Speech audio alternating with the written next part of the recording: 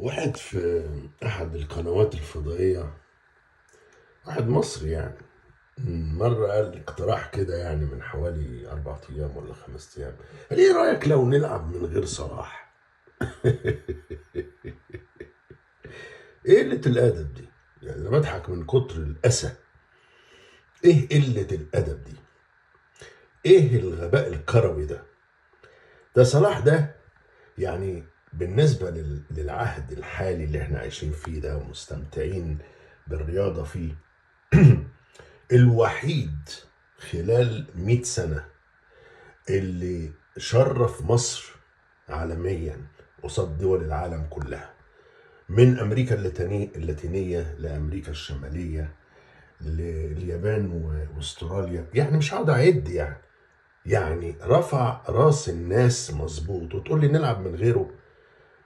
أقول لك إيه؟